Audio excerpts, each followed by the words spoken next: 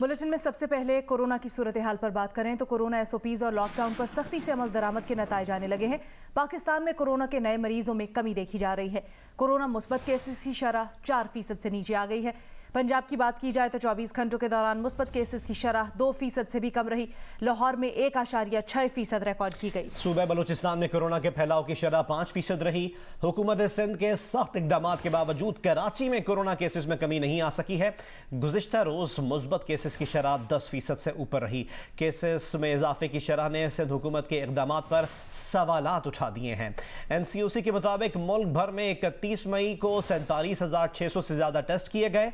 1,700 से ज्यादा नए मरीज सामने आए। 24 घंटे के दौरान कोरोना के 71 मरीज इंतकाल कर गए।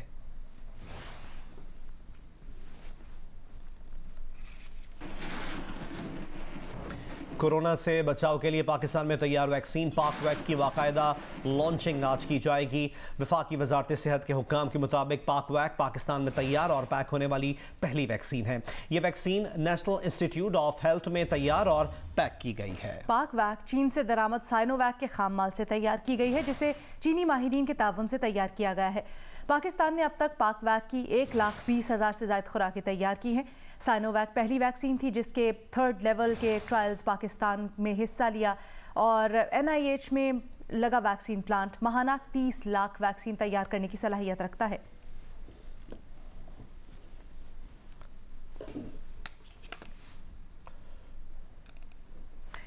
आपको बताएं कि वज़ीर इत्तलात फवाद चौधरी का कहना है कि अच्छी खबरों का सिलसिला जारी है। कोरोना फ्रंट लाइन पर पाकिस्तान की रिकवरी ने दुनिया को हैरान कर दिया है। भारत समेत खित्ते के ममालिक इस मोजी मर्ज से नबुर्द आज़मा है। हमारे यहाँ कराची के अलावा तमाम शहर और जो मुल्क में बाकी शहर हैं वहाँ पर कोरोना की शरह 4% से भी कम हो गई। फवाद चौधरी ने मजीद कहा कि बजट में तनख्वाहदार तबके को बड़ा रिलीफ मिलेगा। हमारे यहाँ महंगाई में इजाफा तो हुआ है, लेकिन क़ुव्वत खरीद में इजाफा भी उसी शरह से हो रहा है जो खुशाइन है।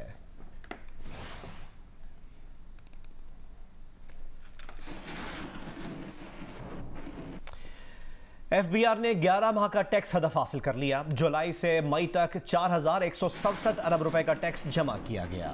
टैक्स वसूलियों में 18% तक इजाफा हुआ। इस अरसे का टैक्स हदफ 3,398 अरब था। मई 2020 के मुकाबले में टैक्स वसूलियों में 70% इजाफा हुआ।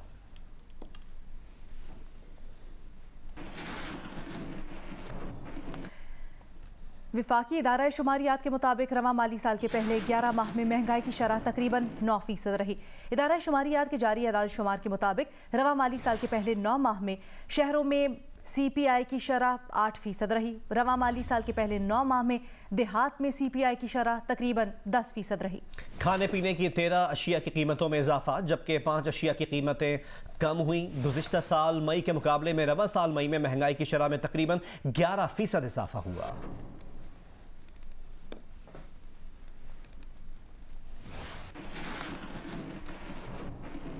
पाकिस्तान पीपल्स पार्टी के चेयरमैन बिलावल भुट्टो जरदारी ने कहा है कि पहले नाम निहाद करप्शन के अदाद शुमार में मुबालगा आराई, अब जाली मुआशी तरक्की के गुन गाना, बड़ी बड़ी बातें करना इमरान खान की आदत है।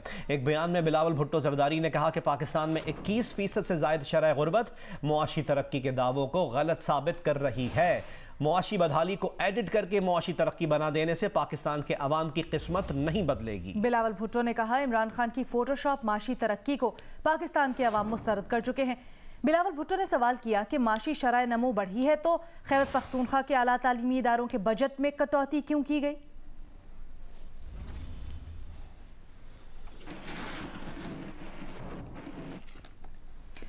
वज़ीर आज़म इमरान खान ने बलूचिस्तान में दहशतगर्द हमलों में अहलकारों के जानी नुकसान की शदीद अल्फाज में मजम्मत की है। एक बयान में वज़ीर आज़म ने शहदा के घर वालों से ताज़ियत का इजहार और दुआ की। वज़ीर आज़म इमरान खान ने कहा दहशतगर्दों के खिलाफ पाकिस्तान की जंग जारी रहेगी। तखरीबी अनासर को बलूचिस्तान में अमन और तरक्की की कोशिशों को सबूताज करने नहीं दिया जाएगा।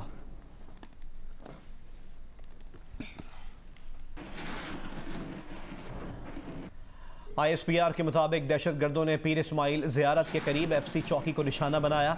फायरिंग के तबादले में FC के 4 जवान शहीद और 6 जख्मी हो गए। फायरिंग के तबादले में 4 से 5 दहशतगर्द हलाक और 7 से 8 जख्मी हो गए। तुरबत में दहशतगर्दों ने FC की गाड़ी को IED से निशाना बनाया। हमले में 2 FC एहलकार जख्मी हो गए।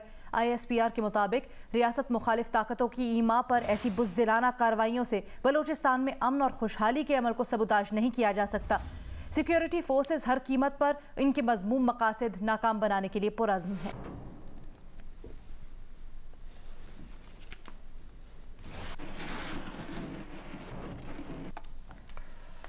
मुल्तान की कॉटन फैक्ट्री में लगी आग इंतजामिया के लिए एक चैलेंज बन गई। कूलिंग के अमल के दौरान बार बार आग भड़क जाने से रेस्क्यू में शदीद परेशानी का सामना है।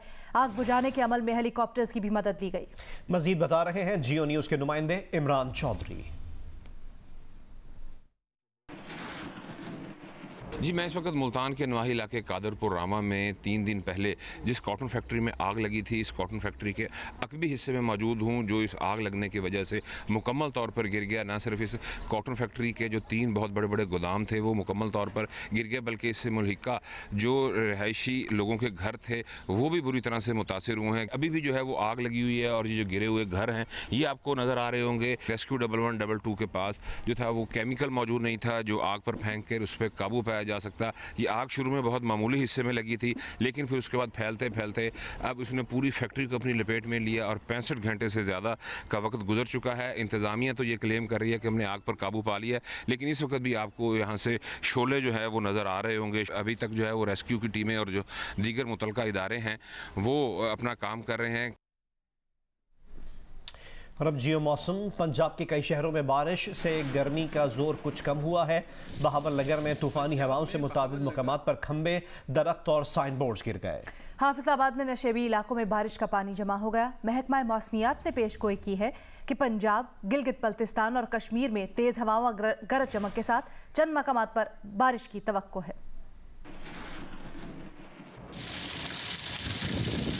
पंजाब में बहावल नगर, हाफिजाबाद, हारूनाबाद और मंचनाबाद समेत कई इलाकों में वक्फे वक्फे से बारिश जारी है।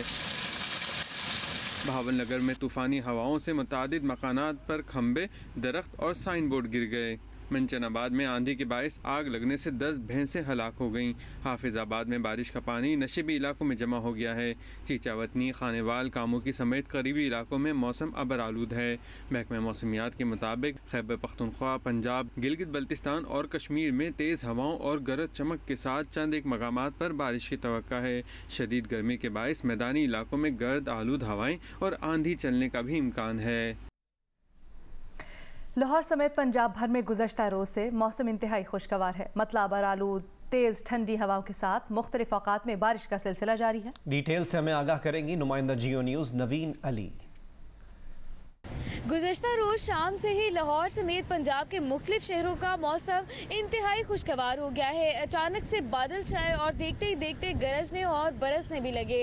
और अब सूरत हाल ये है कि रात भर बारिश होती रही, मतलब अबर आलूद है, ठंडी हवाएं चल रही हैं और धूप का नामो निशान नहीं है, जिसकी वजह से मौसम खासा खुशगवार हो गया है और ठंडक महसूस होने लगी। और गुज़श्ता काफ़ी दिनों से जो तेज़ गर्मी पड़ रही थी, इस बारिश ने, इन ठंडी हवाओं ने उसके छक्के छुड़ा दिए हैं। और अभी तक सूरत हाल ये है कि सबसे ज़्यादा बारिश कल से लेके अब तक बहावल नगर में 22 मिलीमीटर रिकॉर्ड की गई है, जबकि लाहौर के अंदर 7.3 मिलीमीटर बारिश रिकॉर्ड की गई है। महकमे मौसमियात का कहना है कि बारिशों का ये जो नया सिलसिला पंजाब में दाखिल हुआ है, ये 2 रोज़ तक यूं ही जारी रहेगा। जी।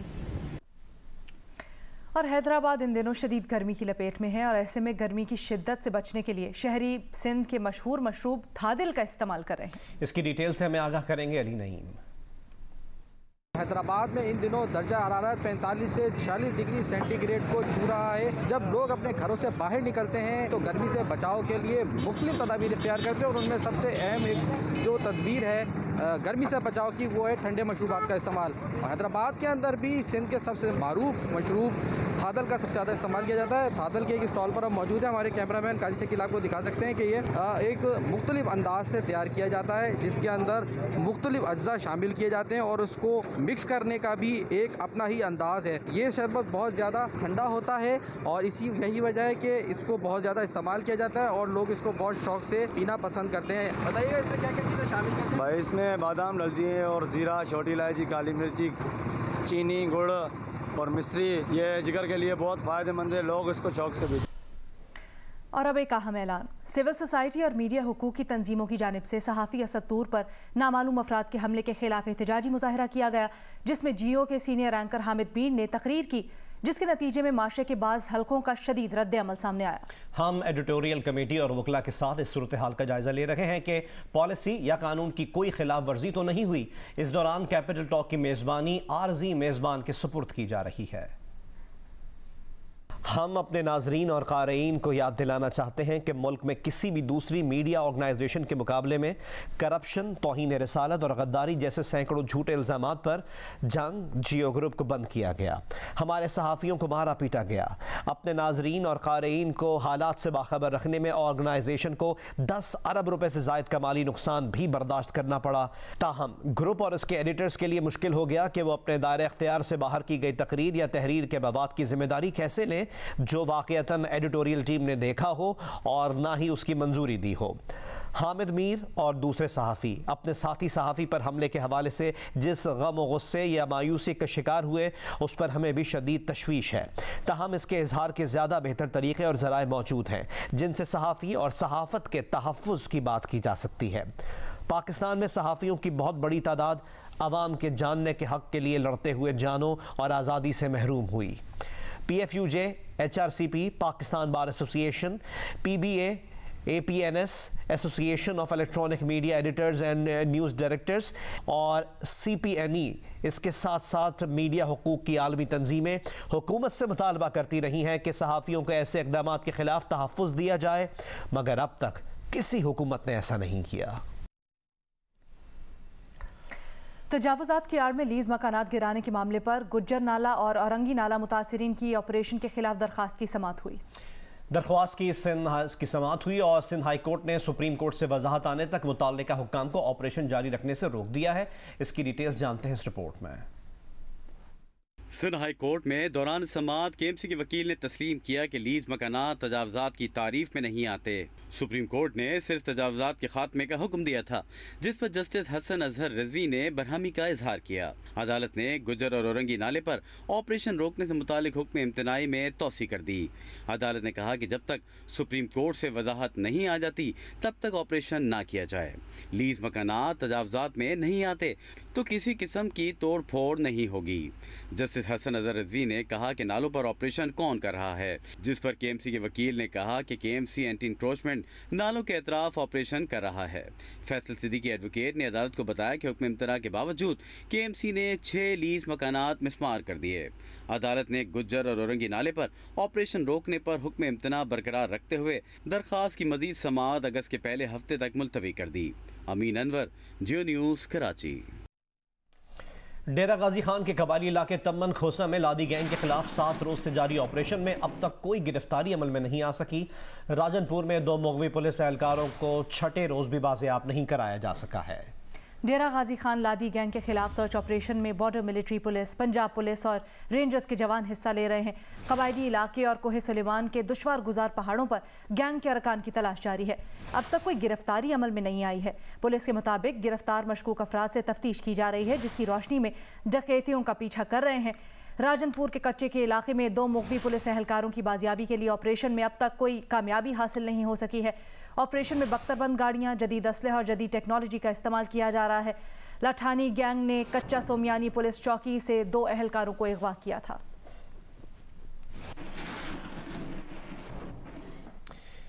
कराची के इलाके शाह फैसल कॉलोनी में सुबह के वक्त मारूफ डॉक्टर के घर में डकैती हो गई। मुलजिमान घर से नकदी, मोबाइल फ़ोन और तलाई जेवरात लूट कर फरार हो गए। मज़ीद डिटेल से हमें आगाह करेंगे नुमाइंदा जियो न्यूज़ ज़ीशान शाह। जी बिल्कुल, आज सुबह 8 से सवा 8 बजे के दरमियान शाह फैसल कॉलोनी 3 नंबर में घर के अंदर डकैती की वारदात हुई है।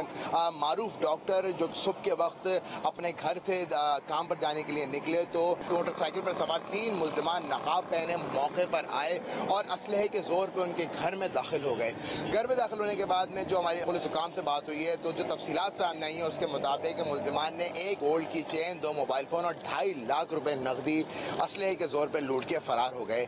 मैं बता दूं ये शाह फैसल कॉलोनी 3 नंबर की सड़क है और यहाँ पे माजी में भी मुतअद्दिद बार हाउस रॉबरीज अमल में आई हैं। पुलिस और कानून नाफिज करने वाले इदारों की जानिब से इस वक्त इस वाक़े की जो हाउस रॉबरी हुई है उसकी तफसीलात इकट्ठी की जा रही हैं। पुलिस हुकाम का कहना है कि वाक़े के हवाले से जो रूट पे लगे CCTV कैमराज हैं उनको इकट्ठा किया जा रहा है ताकि मुल्ज़िमान की निशानदेही हो सके, उनकी गिरफ्तारी के लिए इक़दाम किए जाएं। जी। पाकिस्तान सुपर लीग के लिए अबू धाबी में होने वाले बाकिया मैचेस के लिए छोटी बड़ी तमाम खिलाफ वर्जियों की फहरिस्त और सजाओं के बारे में तमाम टीम्स को आगाह कर दिया गया है। पाकिस्तान सुपर लीग के बाकी मैचेस के लिए सख्त प्रोटोकॉल्स तैयार किए गए हैं। छोटी और बड़ी खिलाफ वर्जियों की फहरिस्त और सजाओं के बारे में भी आगाह कर दिया गया है। बड़ी और संगीन खिलाफ वर्जियों की फहरिस्त में होटल के कमरे में मेंटेनेंस स्टाफ के अलावा किसी भी शख्स के दाखिले की इजाज़त नहीं है। मुंह और नाक ढांपने के लिए ज़रूरी जगहों पर मास्क न पहनना बड़ी खिलाफ वर्जी शुमार की जाएगी। टेस्ट के नताज को बदलने के लिए खाई जाने वाली दवाई बड़ी खिलाफ वर्जी में शुमार की जाएगी। मुस्बत रिजल्ट या अलामात वाले शख्स से मिलना संगीन गलती होगी। बबल के बाहर किसी को भी कोविड की सूरत हाल शेयर करना भी बड़ी खिलाफ वर्जी मानी जाएगी। खिलाफ वर्जी करने पर वार्निंग, सेजनिश और मैच फीस काटने की सजा दी जा सकेगी। मैच फीस 5 से 25% तक काटी जा सकेगी। खिलाफ वर्जी की संगीनी के मुताबिक 25 से 50% मैच फीस की कटौती भी की जा सकेगी। खिलाफ वर्जियों की रिपोर्ट उस्मान वाइला और इमरान अहमद खान के इल्म में लाया जाएगा। फिर मामला टूर्नामेंट कोविड मैनेजमेंट कमेटी के इल्म में लाया जाएगा। कमेटी में CEO सलमान नसीर और डायरेक्टर कमर्शियल बाबर हामिद शामिल हैं। फैसले के खिलाफ CEO PCB को 24 घंटे में अपील की जा सकेगी, जो घंटों में अपील का फैसला करेंगे। पाकिस्तान ओलंपिक्स एसोसिएशन और पाकिस्तान स्पोर्ट्स बोर्ड एक बार फिर आमने सामने आ गए। ओलंपिक्स एसोसिएशन ने स्पोर्ट्स बोर्ड की स्पोर्ट्स पॉलिसी पर शदीद तहफ़्फ़ुज़ात का इजहार करते हुए खदशा जाहिर किया है कि पाकिस्तान से साउथ एशियन गेम्स की मेज़बानी छिन सकती है। पाकिस्तान ओलंपिक एसोसिएशन के सेक्रेटरी खालिद महमूद ने मिनिस्टर IPC और पाकिस्तान स्पोर्ट बोर्ड को खत लिखकर उनकी स्पोर्ट्स पॉलिसी पर शदीद तहफ़्फ़ुज़ात का इजहार किया है। खत में मौक़िफ़ इख्तियार किया गया है कि sports policy international Olympic committee से मुताबिकत नहीं रखती। पॉलिसी के तहत PSB और मिनिस्ट्री IPC किसी भी वक्त तमाम खेलों की फेडरेशनों के इलेक्शन के तरीक़ेकार, टीमों की सिलेक्शन पर एतराज़ कर उन पर एडहॉक लगा सकती है, जो कि इंटरनेशनल ओलंपिक काउंसिल की चार्टर की खिलाफ वर्जी है। अगर स्पोर्ट्स पॉलिसी पर नजरसानी ना की गई तो पाकिस्तान को मिलने वाली साउथ एशियन गेम की मेजबानी भी छिन सकती है।